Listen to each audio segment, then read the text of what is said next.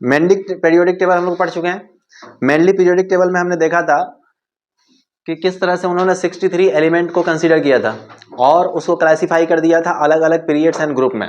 ठीक है, प्रॉपर्टी क्या क्या लिया था? Atomic mass, chemical properties and physical properties. Physical properties मतलब का नहीं है क्योंकि वो कोई भी बता सकता है देख करके उसका कलर क्या है, सॉलिड है, लिक्विड है, गैस है, क्या है। ठीक है, अब आते हैं और सबसे इंपॉर्टेंट चीज उन्होंने क्या लिया था? Atomic mass. क्या लिया था वो उसको भूल जाओ, हम ये याद करके चलते हैं कि उनका लिमिटेशन क्या था, ड्रॉबैक क्या था। ड्रॉबैक ये था कि उन्होंने जब एटॉमिक मास लिया तो आइसोटॉप को सजाना मुश्किल हो गया। आइसोटॉप को सजाना मुश्किल हो गया था। कार्बन 14 और कार्बन 12 कैसे डालेंगे पता नहीं चल पाया, इसलिए उन्होंने डाला नहीं, सिर्फ कार्बन 12 डाल के छोड़ दिया। ठीक है, पहली बात। दूसरी बात कि एटम हाइड्रोजन का पोजीशन नहीं डिसाइड कर पाए। सुनो, आगे जो अब क्लासिफाई करेगा पीरियोडिक टेबल को वो यही सब चीज पर ध्यान देगा कि क्या क्या खराबी है किसके अंदर, मेनली पीरियोडिक टेबल के अंदर। तो पहली खराबी, आइसोटॉप को नहीं लिया। एटॉमिक मास जो कार्बन 12, 14 है, इन सबको सजा नहीं पाया वो। सेकेंड चीज, हाइड्रोजन का पोजीशन नहीं बता पाया कि हाइड्रोजन हम कहाँ रखें, हेलोजन ग्रुप में रखें या अल्कली ग्रुप में रखें, क्योंकि ये मेटल की तरह बिहेव कर रहा है और नॉन मेटल की तरह बिहेव कर रहा था ना। RO2 RH2, एक जगह वो ऑक्साइड बना रहा है, एक जगह हाइड्राइड बना रहा है, तो वो मेटल और नॉन मेटल दोनों की तरह क्या कर रहा है, बिहेव कर रहा है। सेकेंड और क्या था ड्रॉबैक, कोई बताएगा ड्रॉबैक? एक जगह ड्रॉबैक ये था कि कोबाल्ट और निकल, ये रहा भाई साहब, पहले कौन आना चाहिए? निकल, फिर आना चाहिए कोबाल्ट। क्यों? क्योंकि निकल का एटॉमिक मास 58.7 है, कोबाल्ट का 58.9 है, लेकिन केमिकल प्रॉपर्टीज को सही से फिट रखने के लिए इन्होंने क्या करा, कोबाल्ट को यहां रख दिया और निकल को यहां रख दिया। गड़बड़ हो गया। आप कह रहे हैं कि एटॉमिक मास बढ़ते हुए क्रम में हम सजा रहे हैं, लेकिन यहां पर ये बढ़ता हुआ कहाँ है, ये तो ये घट गया और ये बढ़ गया, सॉरी ये बढ़ा हुआ यहाँ हो गया और घटा हुआ आगे हो गया, यानी पहले बढ़ा फिर घटा और फिर आगे बढ़ा, तो गड़बड़ हो गया यहाँ पर। तो इन सबको सही करने के लिए एक चचा है, उसका नाम था मोसले। क्या नाम था? मोसले। क्या नाम था उनका? मोसले। और इन्होंने एक पीरियोडिक टेबल बनाया जिसका नाम दिया मोसले पीरियोडिक टेबल, या उसी को हम लोग बोलते हैं मॉडर्न पीरियोडिक टेबल, जो आज तक हम लोग पढ़ रहे हैं और आगे भी शायद पढ़ते रहेंगे। तो ये क्या हो गया, मॉडर्न पीरियोडिक टेबल या फिर Moseley periodic table. Modern periodic table को ही हम लोग क्या बोलते हैं, मोसले पीरियोडिक टेबल बोलते हैं। ठीक है, इन्होंने कुछ नहीं कहा, ये बहुत चालाक आदमी थे। है ना, ये भाई साहब डोबनायर के पीरियोडिक टेबल को पढ़े, है ना, वो ट्रायड बनाया था। न्यूलैंड्स के पीरियोडिक टेबल को पढ़े, मेनली पीरियोडिक टेबल को पढ़ा, अच्छे से पढ़ते रहे, खूब दिन भर रात भर बैठ के पढ़ते रहे, सोते भी नहीं थे, इतने चालाक थे। सोने से चालाक का कोई लेना देना नहीं है, इसलिए आप लोग इस बात पर ध्यान नहीं देंगे। ठीक है, मॉडर्न पीरियोडिक टेबल, मोसले ने हर एक पीरियोडिक टेबल को अच्छे से कंसीडर किया और देखा कि आखिर ये सब गड़बड़ी आ क्यों रही है। तो ये गड़बड़ी उनको इसी बात से पता चला कि भाई ये ना proton plus neutron mass number हो गया, और कई आइसोटॉप का मास नंबर का एवरेज निकाल लेते हैं तो उसको बोलते हैं एटॉमिक मास। ये बता चुका हूं पहले, यानी सीधा ऐसे मान लो, ध्यान इधर ध्यान दो, खाते नहीं करो। एटॉमिक मास को लिया था इन्होंने कहा कि हम एटॉमिक मास क्यों लें, number of proton plus neutron क्यों लें, हम प्रोटॉन ले लेते हैं। प्रोटॉन तो सब में अलग अलग है, सब में अलग अलग प्रोटॉन है, पहले इसमें प्रोटॉन कुछ और है, इसमें कुछ और है, किसी का प्रोटॉन एक दूसरे से मैच नहीं कर रहा है, सबका प्रोटॉन। अब जैसे कार्बन 14 और कार्बन 12, क्या था ये, कार्बन 12 एंड कार्बन 14। अब बताओ, इसमें तो चलो ये एटॉमिक मास है, लेकिन प्रोटॉन तो 6 ही है। तो अगर हम प्रोटॉन ले लें तो उसको एक जगह रख देंगे, बात खत्म, कार्बन रख दिए, बाकी 14, 12 सब उसी में मैच हो गया, क्योंकि हम एटॉमिक मास को लेकर सजा ही नहीं रहे। तो ये बहुत चालाक थे, सब कुछ अच्छे से पढ़ें और उसके बाद बोलनी है कि भाई हम एटॉमिक मास नहीं लेंगे, हम क्या लेंगे, नंबर ऑफ प्रोटॉन। किसी एटम के अंदर नंबर ऑफ प्रोटॉन कितना होगा वो लेंगे। और नंबर ऑफ प्रोटॉन क्या होता है, कोई बताएगा? किसी एलिमेंट में कितने प्रोटॉन है उसको क्या बोलते हैं, एटॉमिक मास बोलते हैं, एटॉमिक नंबर बोलते हैं, मास नंबर बोलते हैं, क्या बोलते हैं, एटॉमिक नंबर ही बोलते हैं ना। कि एटॉमिक नंबर किसी एलिमेंट का क्या होता है, किसी एटम का एटॉमिक नंबर क्या होता है कि उसमें कितने प्रोटॉन मौजूद हैं। याद करो, ये अगर कोई एटम है, ये अंदर न्यूक्लियस है, केंद्रक है, केंद्रक के अंदर प्रोटॉन होता है और न्यूट्रॉन भी होता है, और बाहर ये इलेक्ट्रॉन घूम रहा होता है, तो मेंडलीफ ने क्या किया था, प्रोटॉन प्लस न्यूट्रॉन लिया था, मोस्ले ने क्या बोला कि ये न्यूट्रॉन हटा दो, हम सिर्फ प्रोटॉन को कंसीडर करेंगे, जिसमें जितना प्रोटॉन उसी हिसाब से हमें अरेंज करते चलेंगे। अब बताओ किसी भी एटम के अंदर प्रोटॉन सेम होगा? अलग अलग प्रोटॉन, अलग अलग एटम के अंदर प्रोटॉन सेम होगा क्या? नहीं होगा। सोडियम का प्रोटॉन, सोडियम एटम अगर होगा सोडियम, तो उसमें प्रोटॉन कुछ और होगा, मैग्नीशियम में कुछ और होगा। सोडियम और पोटेशियम में कभी भी प्रोटॉन की संख्या एक नहीं हो सकती, यानी एटॉमिक नंबर एक नहीं हो सकती। तो इन्होंने बस एक काम करा कि जो वहां पर एटॉमिक मास लिया था, इन्होंने क्या कंसीडर कर लिया? Atomic number. बस सारा मामला फिट हो गया। इन्होंने जैसे ही एटॉमिक नंबर फिट किया, एटॉमिक नंबर जैसे ही फिट किया, अब सब कुछ क्लियर हो गया। हाइड्रोजन का एटॉमिक नंबर कितना होता है? 1। अब बताओ यहां रखाएगा, यहां रखाएगा, 17 में रखाएगा या पहले में रखाएगा? पहले में रखा गया।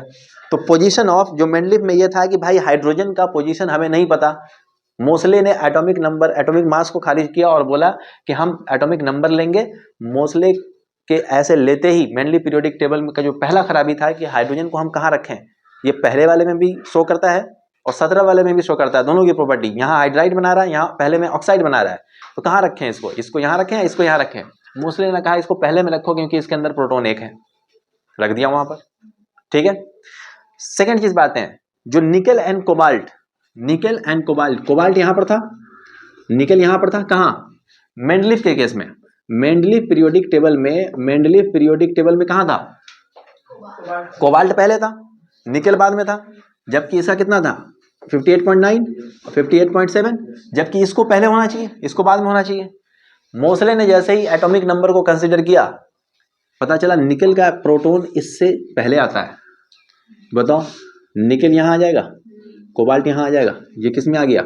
ये आ गया मॉडर्न में, मॉडर्न पीरियोडिक टेबल में। क्यों? सिर्फ एक चीज किया उसने, कुछ नया नहीं किया, बस सबको अच्छे से देखा और रिसर्च करके पता किया कि हम एटॉमिक नंबर ले लेते हैं तो सारा मामला फिट हो जाएगा। जैसे ही एटॉमिक नंबर लिया, निकल का जस्ट इससे पहले आता है, कोबाल्ट बाद में आता है, क्योंकि इसमें प्रोटॉन इससे एक कम आता है और इसमें एक ज्यादा होता है, तो पहले निकल आना चाहिए फिर कोबाल्ट आना चाहिए। बात समझो? वो अलग बात है कि इसका एटॉमिक मास इससे कम होता है, इसका थोड़ा एटॉमिक मास भी फिट हो गया, एटॉमिक मास भी फिट हो गया। देखो एटॉमिक यहाँ इसका 58.9, 58.7, लेकिन क्या करने पे? एटॉमिक नंबर लेने पे। बात समझ में आई? ये वाला हो गया। और बताओ क्या था, और क्या ड्रॉबैक था मेंडलीफ का? ड्रॉबैक और क्या था? नहीं पता, भूल गए? चलो इतना ही मानते हैं। हाइड्रोजन, कोबाल्ट, निकल, पोजीशन ऑफ हाइड्रोजन हो गया। आइसोटॉप का मामला खत्म हो गया, आइसोटॉप का मामला खत्म हो गया, क्योंकि आइसोटॉप में क्या होता है? एटॉमिक नंबर, यहां पर मान लो ये एटॉमिक नंबर, ये एटॉमिक नंबर सेम और मास नंबर, एटॉमिक मास अलग अलग। तो हमें तो इससे लेना देना है क्या? नहीं है, हमें तो सिर्फ इससे लेना देना है। अब तुम किसी एलिमेंट का कोई भी आइसोटॉप उठाकर देख लो, सबका एटॉमिक नंबर सेम रहेगा। जैसे यहां देखो कार्बन, पहला आइसोटॉप, दूसरा आइसोटॉप, एटॉमिक नंबर तो सेम ही है। तो जब हम एटॉमिक मास पे ध्यान ही नहीं दे रहे हैं, तो अब इसका 12 हो, 14 हो, 140 हो, 120 हो, उससे कोई लेना देना नहीं है, क्योंकि हम एटॉमिक नंबर पे शिफ्ट हो चुके हैं। तो इतना सारा करने के बाद सारा सिस्टम सही हो गया। सारा सिस्टम सही होने के बाद मोस्ले ने कहा कि अब हम बनाते हैं अपना वाला पीरियोडिक टेबल। तो इन्होंने क्या किया कि सेम वही मेंडलीफ पीरियोडिक टेबल को सजा दिया, जैसे था वैसे ही। बस इन्होंने क्या कहा कि भाई ये रहा हमारा ग्रुप, ठीक है, जो कि ये वर्टिकल है ना, ये ग्रुप हो गया। और ये रहा हमारा क्या? पीरियड, जो कि क्या है? हॉरिजॉन्टल है। इन्होंने कहा कि ग्रुप कितने हैं भाई टोटल? तो इन्होंने 18 और 7 में बांटा, 18 ग्रुप, यानी ये पहला ग्रुप, दूसरा ग्रुप, तीसरा ग्रुप, चौथा ग्रुप, पांचवा ग्रुप, ऐसे ही डैश डैश करके कहां तक? 17 और 18, कितने ग्रुप बांट दिए? 18। पीरियड में कितने बांटे? 1 2 3, ऐसे ही करते करते 6 7, कितने बांट दिया? 7। और ये मोस्ले ने अपना पीरियोडिक टेबल बना दिया और इसी का नाम दिया मॉडर्न पीरियोडिक टेबल। और इसी को हम लोग इसके नाम पे मोस्ले पीरियोडिक टेबल भी बोलते हैं, ठीक है। और ये सब जो मामला गड़बड़ चल रहा था, हाइड्रोजन कहाँ रखाएगा, तो भाई ये पहले ग्रुप में पहले ग्रुप में और पहले पीरियड में यहां पे रखाएगा। ठीक है, उतना डिटेल में इसको नहीं पढ़ना है, बस इतना याद रख लो कि सारा मामला सेट हो गया और इन्होंने इस तरह का पीरियोडिक टेबल बना के दे दिया जिसमें ग्रुप कितने होंगे 18, पीरियड कितने होंगे 7 होंगे। ठीक है, तो अगर तुमसे पूछे मोस्ले पीरियोडिक टेबल में या मॉडर्न पीरियोडिक टेबल में कितने ग्रुप 18 और कितने पीरियड 7, ठीक है, बात समझ में आई। अब यहाँ पे पीरियोडिक टेबल तो तैयार हो गया, सुनो पीरियोडिक टेबल तो तैयार हो गया, इसके बाद इन्होंने प्रॉपर्टी देना स्टार्ट किया, ट्रेंड, कि इस पीरियोडिक टेबल में क्या ट्रेंड चल रहा है, इस पीरियोडिक टेबल में क्या ट्रेंड चल रहा है। तो इन्होंने क्या कहा, देखो सजा दें कुछ थोड़ा बहुत। हाइड्रोजन हो गया, ठीक है, हाइड्रोजन 18वें में हीलियम हो जाता है, दूसरे में आ जाएंगे, एक मिनट, हाइड्रोजन हो गया, ठीक है, पहला ग्रुप पहला पीरियड हाइड्रोजन, 18वें में हीलियम चला जाता है। क्यों? क्योंकि इसकी प्रॉपर्टी क्या है, ये नोबल गैस है। हालांकि इतना डिटेल में नहीं पढ़ना है, लेकिन मैं बता दे रहा हूँ थोड़ा सा। देखो इसको बोलते हैं नोबल गैस या नोबल एलिमेंट, क्या बोलते हैं, ये सारे गैस होते हैं नोबल एलिमेंट। जो पहला ग्रुप होता है कौन सा, ये जो पहला ग्रुप है, पहला ग्रुप, इसको बोलते हैं अल्कली मेटल, क्या बोलते हैं, अल्कली मेटल। और ये दूसरा ग्रुप है इसको बोलते हैं अल्कलाइन अर्थ मेटल, क्या बोलते हैं, अल्कलाइन मेटल, अर्थ मेटल या मेटल अर्थ से निकलता है इसलिए अल्कलाइन अर्थ मेटल। इन दोनों का नाम याद रखना। पहले ग्रुप का नाम क्या है, अल्कली मेटल, ठीक है, पहले ग्रुप का नाम क्या है, अल्कली ग्रुप, दूसरे का नाम क्या है, अल्कलाइन ग्रुप। इसका नाम इसलिए रखा गया क्योंकि इसमें सारे में अल्कली मेटल डाला जाता है। क्या होता है अल्कली मेटल, अल्कली का मतलब होता है, याद करो, जो वैसा बेस जो पानी में घुल जाए, याद आया कुछ, वैसा बेस जो पानी में घुल जाए उसको बोलते हैं अल्कली। यहाँ पर जितने भी मेटल होते हैं अगर वो बेस बनाता है तो वो सब पानी में घुल जाता है, इसलिए इस पूरे ग्रुप का ही नाम रख दिया कि ये ऐसा मेटल है जो अगर बेस बनाता है तो वो सारे अल्कली होते हैं, मतलब पानी में घुल जाते हैं, ठीक है, डिसॉल्व हो जाते हैं। इसलिए इस पूरे मेटल का नाम दे दिया क्या चीज, अल्कली मेटल। और चूंकि इसके अंदर अल्कली मेटल है इसलिए इस पूरे ग्रुप का नाम दे दिया क्या, अल्कली ग्रुप, ठीक है। उसी तरह ये सेकेंड वाला जो होता है ये बेसिक होता है, सबका नहीं पढ़ना है तुम्हें, हाँ नाम तो अलग अलग है, लेकिन ये दो और एक ये तीसरा, मतलब 18वां, इस तीन का नाम याद रखना है तुम्हें। ये अल्कलाइन अर्थ मेटल, ये ऐसा मेटल होता है जो जमीन से हम खोद कर निकालते हैं, और ये शक्ल सूरत कैसा होता है इसका, अल्कलाइन जैसा होता है, मतलब कैरेक्टर इसका कैसा होता है, इसलिए इसका नाम क्या हो गया, अल्कलाइन ग्रुप। ये भाई साहब नोबल है, नोबल का मतलब होता है राजा, इनर्ट, इनर्ट का मतलब होता है वो जो किसी से नहीं भिड़े, आराम से अपने में मस्त रहे, है ना, उसको बोलते हैं इनर्ट या नोबल एलिमेंट। तो नोबल एलिमेंट ऐसा एलिमेंट है जो किसी से नहीं भिड़ता है ना। हाइड्रोजन, हीलियम हो गया, हीलियम हो गया, फिर उसके बाद याद करो 10वें नंबर पे नियोन होता है, फिर आर्गन होता है। ये तीन तुम्हें याद रखना है, नियोन, हीलियम, नियोन, आर्गन, ये सारे क्या है, 18 एलिमेंट है, 18th ग्रुप में है। तो अगर तुमसे पूछा जाए कि नोबल गैस या नोबल एलिमेंट कौन से ग्रुप में होते हैं, 18वें ग्रुप में होते हैं। अल्कली मेटल किस ग्रुप में डाला जाता है, पहले ग्रुप में अल्कली मेटल जाता है। अल्कलाइन मेटल किस में जाता है, दूसरे में। अल्कलाइन किस में जाता है, दूसरे में। अब हम बात करते हैं ट्रेंड।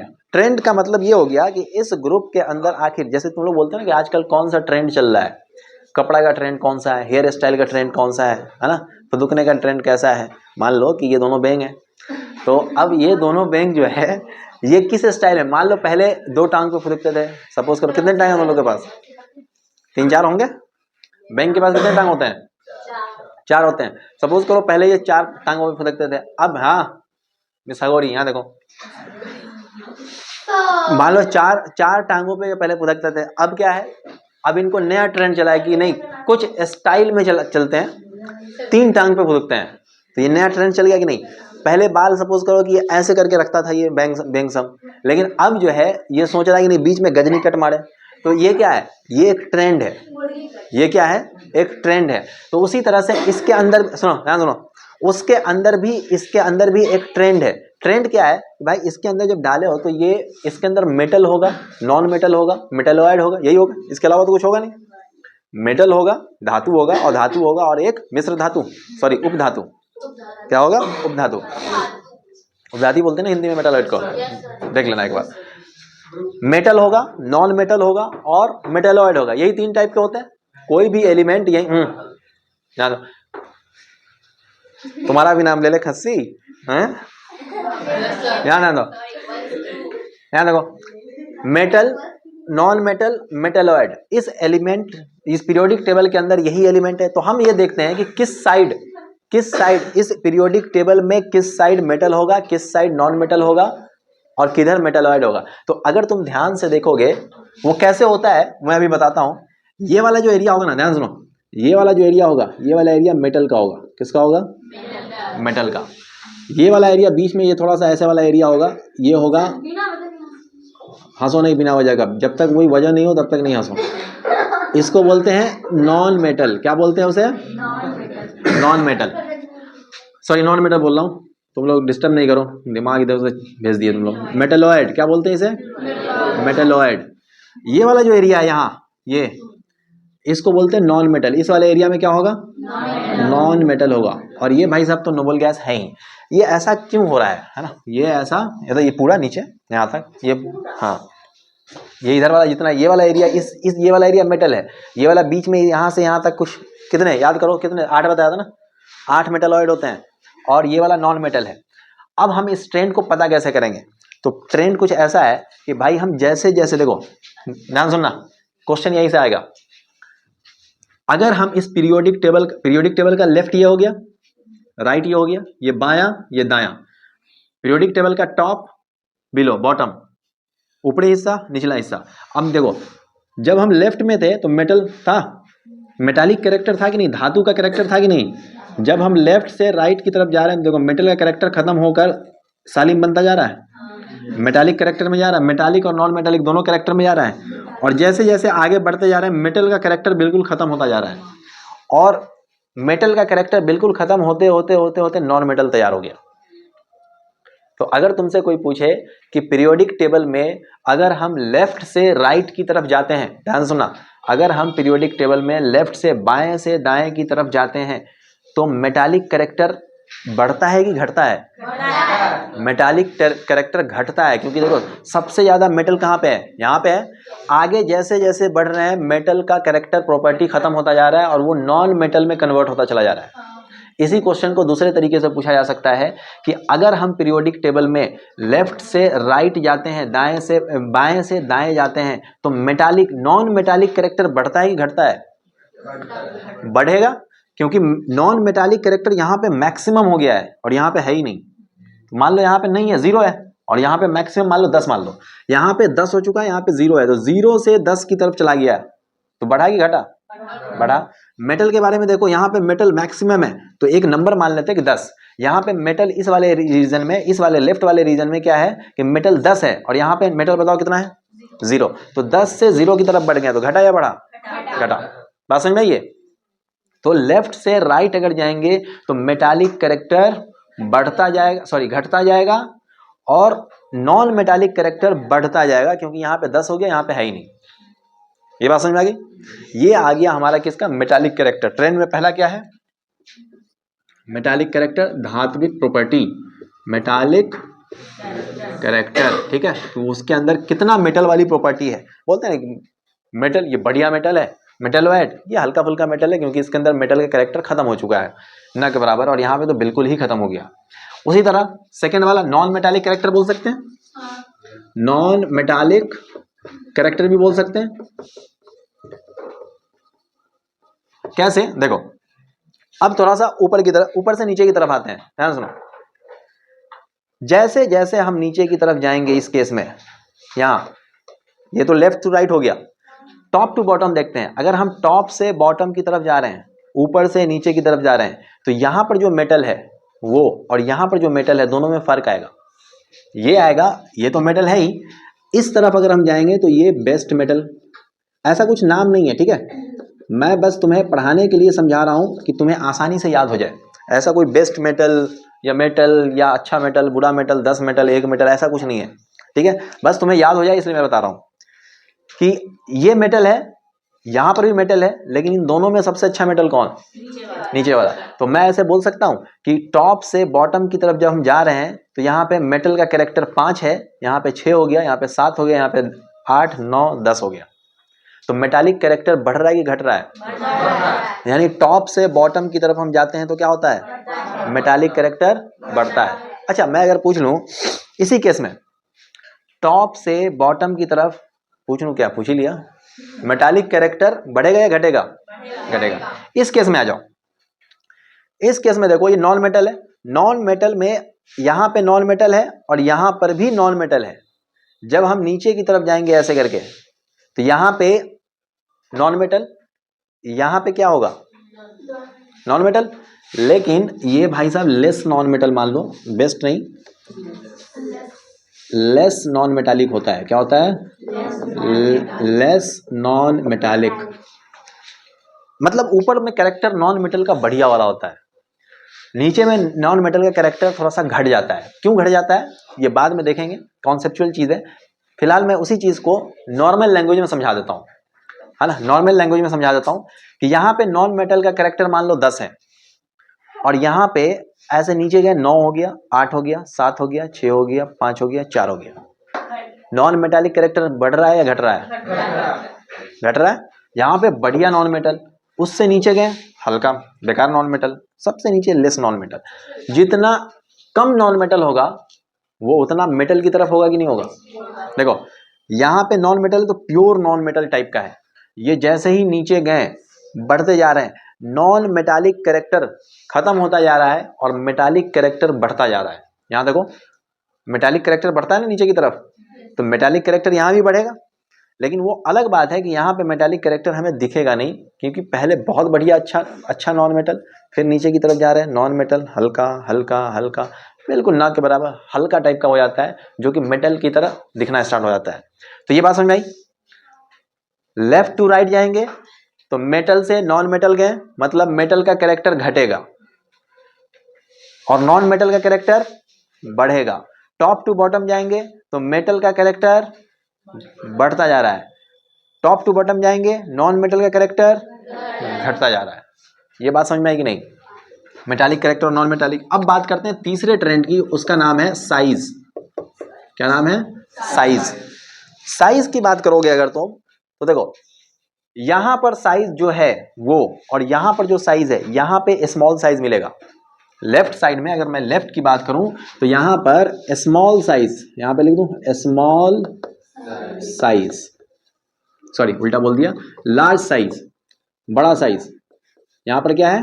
बड़ा साइज। लेकिन ये जैसे जैसे हम इस तरफ, ध्यान रखो लेफ्ट से राइट की बात कर रहे हैं, जैसे जैसे इस तरफ हम बढ़ते जाएंगे इसका साइज छोटा होता जाएगा। क्यों छोटा होता जाता है? क्योंकि उस पर अलग वीडियो बना देंगे, ठीक है। लार्ज साइज, देखो लार्ज साइज यहां पर है, जैसे जैसे हम इस तरफ बढ़ते जाएंगे इस साइज में कमी आती जाएगी और स्मॉल साइज होता चला जाएगा। क्या होता चला जाएगा? Small size. तो अगर मैं साइज की बात करूं, लेफ्ट से राइट की तरफ अगर हम जा रहे हैं तो पहले बड़ा साइज होता है, फिर छोटा होता गया, छोटा होता गया, छोटा होता गया, छोटा होता गया। वो इलेक्ट्रॉन के आउटर मोस्ट इलेक्ट्रॉन यानी वैलेंस इलेक्ट्रॉन के बढ़ने की वजह से ऐसा होता है, ये साइज छोटा होता चला गया, ठीक है।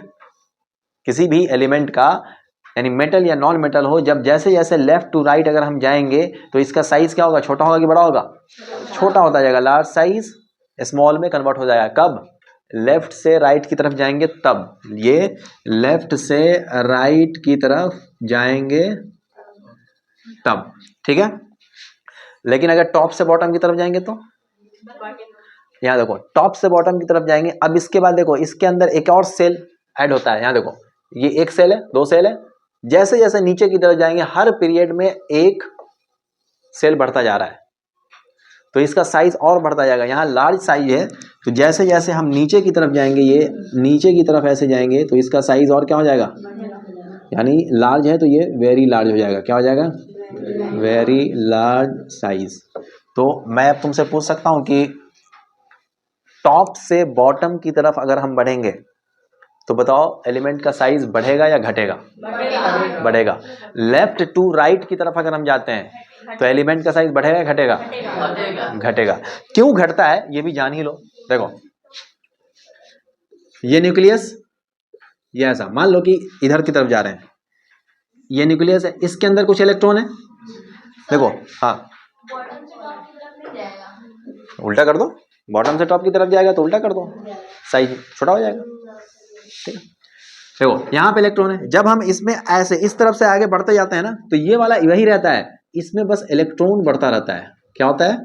इलेक्ट्रॉन बढ़ता रहता है। ध्यान से सुनो, जब हम लेफ्ट टू राइट जाते हैं तो ये सेल नहीं बढ़ता है, सेल वही रहता है, बस उसके अंदर इलेक्ट्रॉन बढ़ता रहता है। क्या होता है? उसके अंदर सिर्फ इलेक्ट्रॉन बढ़ता रहता है। अब ध्यान से सुनो, इलेक्ट्रॉन जितना ज्यादा बढ़ेगा प्रोटॉन उसको उतने तेजी से या उसमें ज्यादा फोर्स से खींचेगा, और जब खींचेगा तो इसका साइज सिकुड़ जाएगा।